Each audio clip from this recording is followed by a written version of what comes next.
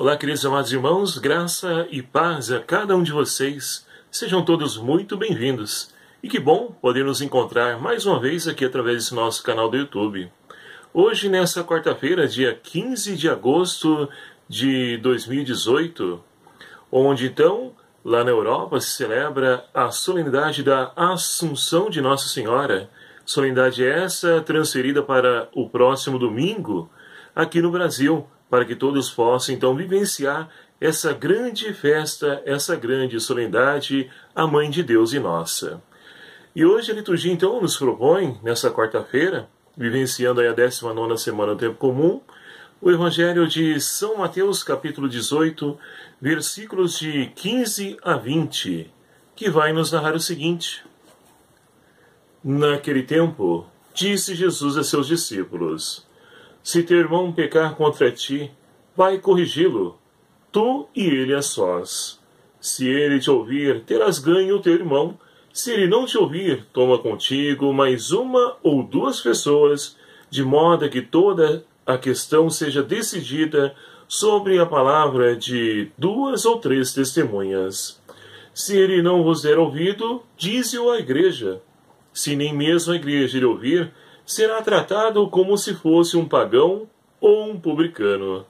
Em verdade vos digo, tudo o que ligardes na terra será ligado no céu, e tudo o que desligardes na terra será desligado no céu. Eu vos digo mais isto, se 2 de vós estiverem de acordo na terra sobre qualquer coisa que pedir, meu Pai que está no céu o concederá. Pois onde 2 ou 3 estiverem reunidos em meu nome, eu estou ali, no meio deles. Palavra da salvação. Glória a vós, Senhor. Caríssimos irmãos e irmãs, estamos então vivenciando a 19ª semana do Tempo Comum e também celebrando a Semana Nacional da Família. E queremos então rezar a cada dia, pedir a Deus que ajude-nos a sermos verdadeiras e autênticas famílias, igreja doméstica, escola do amor, como nos pede o Senhor. E assim hoje a temática proposta para essa nossa reflexão da liturgia da palavra tem tudo a ver com família, porque, como nós acabamos de ouvir no Evangelho, fala-nos de perdão. Ora, perdão nós devemos então praticar e vivenciar aonde, por primeiro? Lá na escola? Na igreja? Não, em casa. Sabemos que cada um de nós temos a nossa particularidade, temos o nosso jeito de ser, a nossa maneira de viver, de pensar, e isso muitas vezes dentro da própria casa, da família, gera conflitos. E se nós não estivermos então propensos, abertos ao perdão, a dar, a conceder a oportunidade de poder a pessoa recomeçar, ou melhor dizendo, escrever uma nova história, como assim Deus faz com cada um de nós, ninguém vai aprender então a perdoar, quanto menos lá na escola, no trabalho, na comunidade. Então isso deve vir de berço. É na família que nós aprendemos esses valores. Na medida então que marido e mulher, como exemplos, eles que uniram-se através do sacramento do matrimônio, devem viver essa reciprocidade, de então perdoar-se um ao outro. E assim os filhos também vão entrando nessa dinâmica, aprendendo que também o amor, ele passa pelo perdão e ele requer, exige de nós o perdão. É assim que nós vamos então aprendendo nos relacionar exteriormente onde quer que nós estejamos. E aí nós podemos então compreender a lógica de Deus. Deus é amor. Por quê? Porque ele sempre também nos perdoa. O amor de Deus é tão grande que ele nos perdoa mesmo diante dos nossos erros, mesmo diante das nossas infidelidades. E por falar nisso, a primeira leitura de hoje, extraída do profeta Ezequiel, ela narra para nós hoje a ação de Deus que vem para poder exterminar o seu povo. Mas como assim?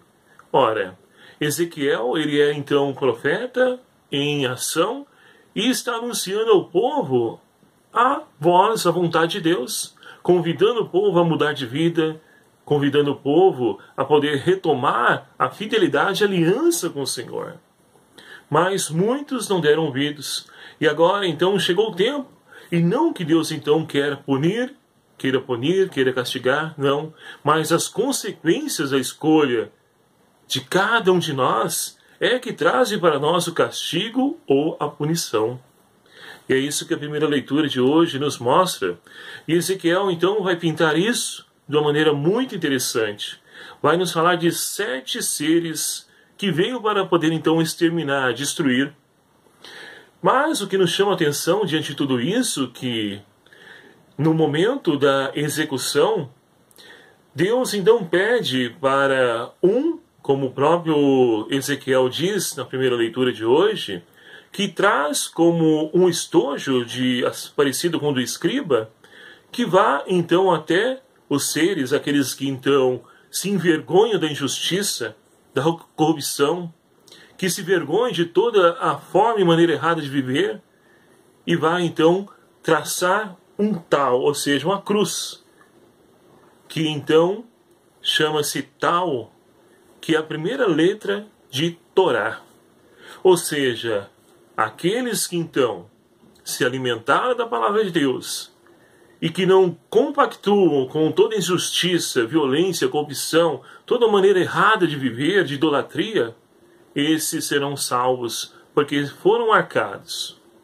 E cada um de nós, meus queridos amados irmãos, no dia do nosso batismo, também foram marcados com óleo no peito, onde o ministro que nos batizou dizia que esse óleo ele possa então marcar você, penetre em sua vida como esse óleo em seu peito.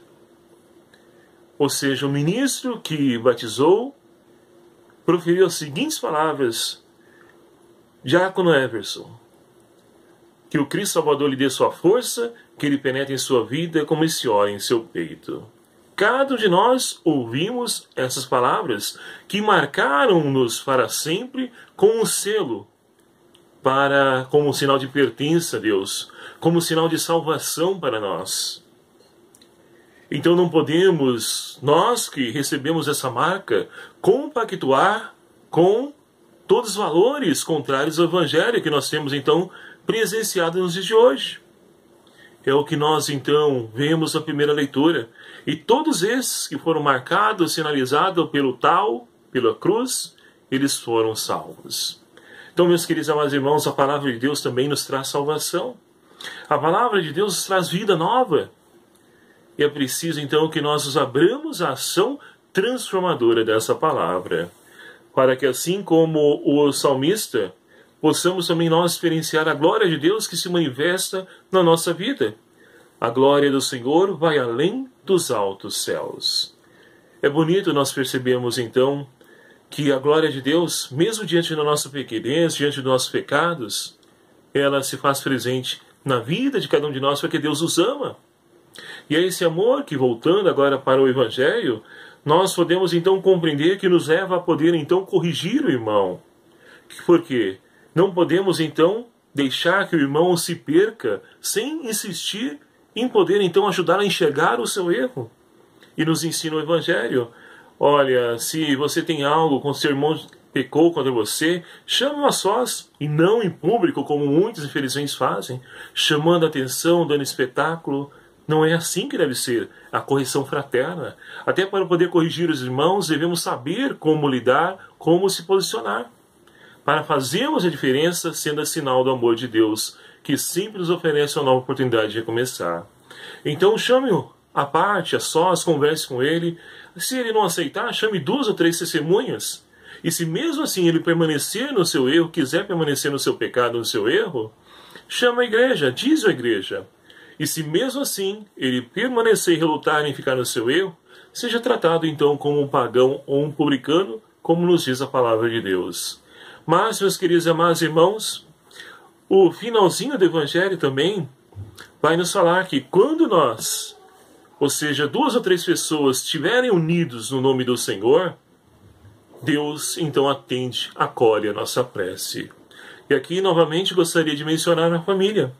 Marido e mulher, quando se unem em oração, não há mal na sua vida, na sua família, no seu matrimônio que possa então resistir. É preciso que nós então resgatemos essa dimensão das famílias, do lar como igreja doméstica. A primeira igreja não é a comunidade, mas sim a nossa família. Olha só o que nos diz a palavra. Se reunir pai, mãe, filhos, para poder rezar. Não há mal nenhum que possa subsistir, melhor dizendo, diante do poder da oração. Porque o próprio Jesus nos atesta, como nós acabamos de ouvir no Evangelho de São Mateus. Portanto, meus queridos amados irmãos, que nós possamos então abrir o nosso coração à correção fraterna, porque também muitas vezes nós precisamos ser corrigidos.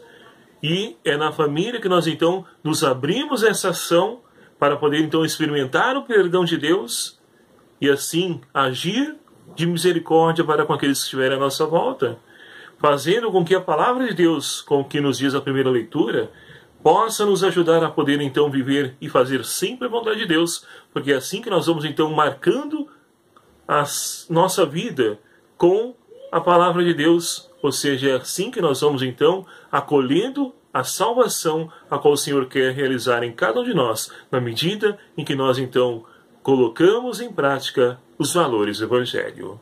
Que Maria Santíssima, mulher da palavra, nos ajude e interceda por cada um de nós, para que possamos então acolher essa palavra e colocá-la em prática, e assim possamos transformar todas as nossas famílias.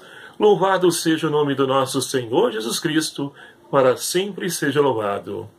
Meu querido amado irmão, meu muito obrigado a você, mais uma vez, você que não sabia aqui do meu problema, estou passando por uma paralisia facial de Bell, né?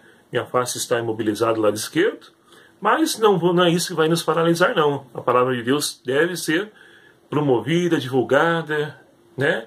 E eu conto com a sua colaboração. Peço desculpas, mas vamos evangelizar. E é isso que importa para cada um de nós. E conto ainda com a sua oração para que a gente possa o recuperar o quanto antes e poder voltar novamente ativa. Que Deus, então, possa tornar fecundo o nosso ministério, de podermos também evangelizar através desse meio de comunicação social, desse nosso canal do YouTube. Você que não inscreveu ainda, peço encarecidamente a você que se inscreva. É só você clicar aqui, ó, inscrever-se. Venha também fazer parte dessa família. Divulgue esse vídeo. Vamos anunciar o Evangelho. Conto com a sua ajuda. O Senhor esteja convosco. Ele está no meio de nós. Por intercessão da Sagrada Família de Nazaré, Jesus, Maria e José, abençoe-vos Deus Todo-Poderoso, Pai, Filho e o Espírito Santo. Amém. A você um abraço fraterno. Até o próximo vídeo. Se o Senhor assim nos permitir, espero por você.